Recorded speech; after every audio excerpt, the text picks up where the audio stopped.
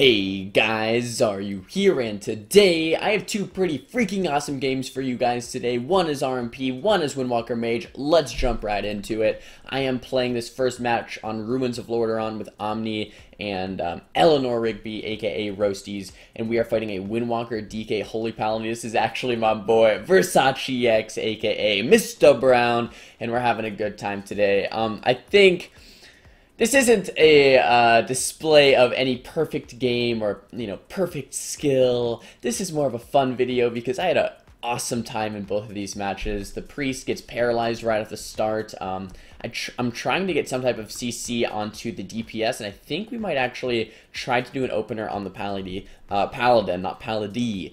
Sheep the monk there on my focus target. Have the paladin set as my primary target, and I wanted to spell Light's Grace because it does give you a 15% damage debuff. So if you take any damage, is 15% less. Huge deal to dispel that. Big opener on the Pally. We actually get him to 3% before he uses that bubble cooldown of his to save his life. Running out of the room now that we got that. Dark Sim was on me. I just give him an Ice Lancer with that. Very important that I don't give him Polymorph. If I do, they can Polymorph my Priest, and then my Priest is in a lot, in CC, and then I'm in a lot of trouble, right? Spell Steal that Freedom, trying to kite away as best as I can. Just playing really far, and then next go on the Paladin is really where we're going to get Trinket or Bop or something like that. But right now is kind of our out phase. We're not really trying to do much right here. Sheeping the Windwalker once again. It actually showed that it was off DR. I'm going to rewind that. It said there was a quarter second left, 0.6 seconds left, 0.4 seconds left. Okay, yeah, so I guess I did overlap it just a little bit. So I should have waited 0.1 more second before that sheep landed. That's a big mistake on my part. If I would have waited a little bit longer, that would have been a full sheep, not a quarter sheep. So learn from my mistakes, boys. Watch your DRs. I get Blood Elf Silence there into a Fist of Fury stun. Dark Sim comes out, and he actually Dark Sims my Ice Block, so well played by the DK. Paladin gets stunned up. He uses Bop to get out of it. That's one of the Bops. Try to spell steal it, but Versace X does a great job of canceling the Bop before I can actually take it. There's the DK using the Ice Block that he stole from me. Feels bad, man, but that's okay. We're not trying to kill DK anyway. We're setting up for another kill, probably onto the Paladin. At this point, we could even do some type of cheeky Monk swap, since he is playing, I think the Monk is playing Blood Elf, and he has no Trinket. There is a potential we could kill him in a bomb with some type of setup on the Paladin, so we can't just run right in with some type of small CC, and that would be very good. Kidney onto the Paladin, getting some damage off. Once again, Paladin bops it, then cancels it right away. He's using the bop as a trinket. If he doesn't cancel his bop, I'm just going to spell steal it, and it's going to suck for his partners, because his partners aren't going to be able to hit me, and he knows that because I have enough mana for his spell steal. So he uses the bop and cancels it immediately. Once again, very well played by the Paladin. I'm being chased down by the DK and the Windwalker. My Priest goes into a Hodge, and I'm forced into my second Ice Block. And this game is looking pretty terrible, boys. We've gotten 2 Bops from the Pally. We've gotten Bubble from the Pally. The only cooldown the Pally has remaining is a Trinket. So if we can do, like, maybe 2 more Pally swaps, we can win. However, I don't have any Ice Blocks left. I don't have a Trinket left. My Priest, is hurting on cooldowns as well. Pain Suppression was used earlier, I do believe. I'm caught into this leg sweep. Pally goes into the kidney, and we do get Paladin's Trinket. That's 2 Bops, Trinket, and Bubble. Paladin has no cooldowns left, I believe, and for this next go, I'm going to have an orb ready to go. I'm getting so low here. I'm at 30% life, 19% life, 18% life, trying my best to kite, novaing, slowing, getting things on DRs. I polymorphed the Monk there, but it kind of backfired. Like I was talking about earlier, the DK put up a Dark Sim on me, and he stole my polymorph. So now my Priest is going to be probably set a polymorph pretty soon here.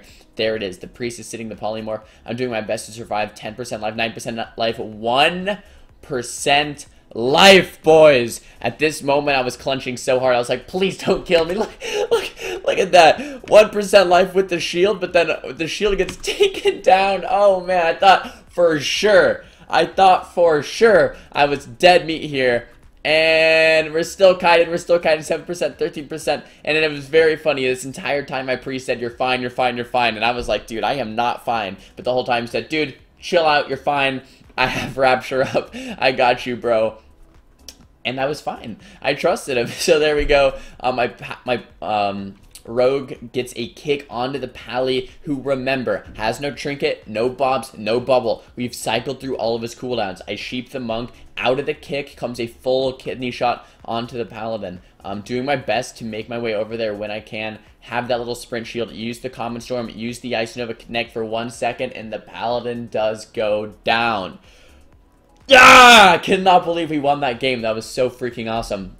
What I want you guys to take away from this is, if you're just playing to your win condition, no matter, how close or how unreasonable the game may seem, if you just, get the Pally's trinket, get the Pally's bubbles out of the way, the Pally is going to die no matter what. So that's your win condition. So defensively, no matter how close it is, or no matter, you're getting to 1% or you're totally fine, it doesn't matter.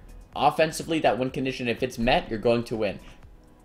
Awesome game. Hope you guys enjoyed that. Let's hop into another awesome game. Here I am playing Windwalker, Frostmage, Holy Paladin. This time I'm playing with my boy Versace X, not against him, and I'm playing with Baby Cakes. We're playing some Windwalker, Frost, Holy Paladin here against, you see it right, double DK Holy Pally. This was actually a hard matchup, and I guess right away the reason why it's so hard is because it's a human Paladin. So we have to go to the Pally and get Trinket. We have to go to the Pally and get his human Trinket. We have to go to the Pally and get Bop. We have to go to the Pally and get Bop again. If we go to the Pally again, he has his Trinket back up. If we go to the Pally again, he'll have a human Trinket back up. If we go to the Pally again, he's going to have Bubble back up. If we go to the Pally again, he's going to have a Bop back up. If we go to the...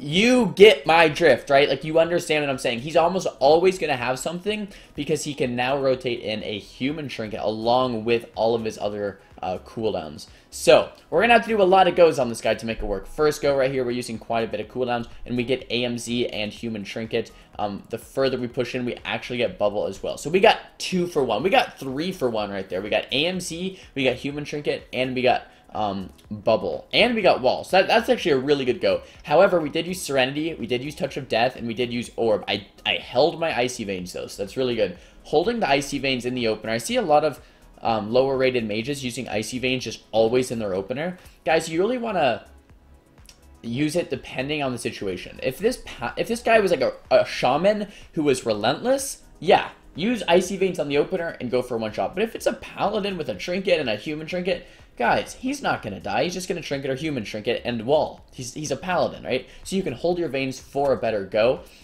and use your veins when you think you're actually going to kill or get a lot more cooldowns. So it's good to hold veins a lot of the times. Now, 30 seconds later, Paladin has another trinket available where we can swap back to him anytime I have Icy Veins and Orb available. I'm trying my best to kite both of these DKs, but, it's pretty hard. Icy Veins, Orb comes down, Pally does Trinket. So this is probably a bad Icy Veins, right? I could have waited till next go to Icy Veins, and he would have had no Trinkets. The problem with that is on the next go, he has Bop. And then the next go, he has another Bop. And the next go, he has his Trinket back up. And then his human, So I guess against a Paladin, it's almost hard for any go for Icy Veins to be 100% effective because they do have so many outs as a human Paladin. But against like a Shaman, for example, if the Shaman's running Trinket, you'll do a go to bait the Trinket, and then you'll do a go when he has no Trinket with the Icy Veins. So that's like when to use Icy Veins 101 there for you guys. I do get sacrificed up right there. A little overlap on the temp shield, but that's okay. We're going back to the Paladin. This time he has no trinkets. He has one bop available. He does wall the stun there, getting very low, and he does use that other bop. So now I think the Paladin has no trinket, or he might have one bop available, but he has no bubble and no trinket, but I think he might have human trinket back up. So, next go we can maybe force out another trinket. For something out like that. Both of these DKs still training me. I guess the only thing that can really be said here is I'm slowing them as much as I can, because I get a lot of comments saying like, what do I do with double melee or training me? I'm Cone Colding them when I can. I'm Frost Noving them when I can. I'm jumping and always moving away from them when I can. I'm polymorphing both of them when I can on DRs, and other than that, I'm just keeping a Blizzard or Frostbolt slow on them when I can. So, I mean, that's just kiting as a Frost Mage, right? Look, Cone Cold, move away. This guy can't hit me right now, right? Cone Cold, move away. He grips me. I can blink away when I have that available. You have 2 blinks, trying to go for polymorph, trying to fake the kick. Blink one of them. Putting a slowdown with that Blizzard. We did it in the meantime, while I was explaining that, we did another go on the Paladin. We hodged him up. We got his human trinket. So now we have both of his trinkets, his bubble, and one of his bops. So now I think he has another bop still available, believe it or not. But he doesn't have any other trinkets for like 20 more seconds, I believe.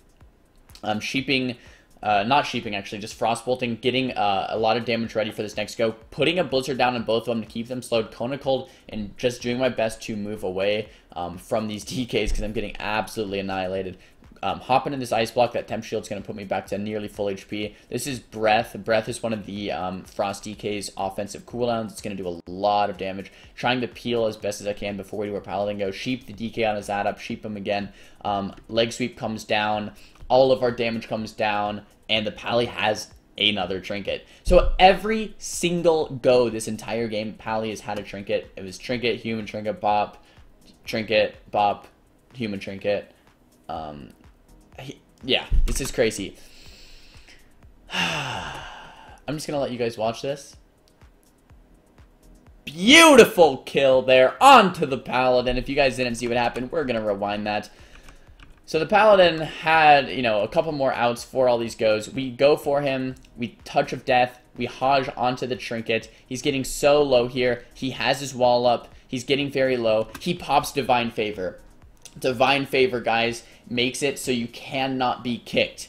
I think this buff, I don't know, is it called Infusion of Light? I'm not sure what this buff is called. But this buff right here makes your cast really fast. So he has fast cast plus Aura Mastery.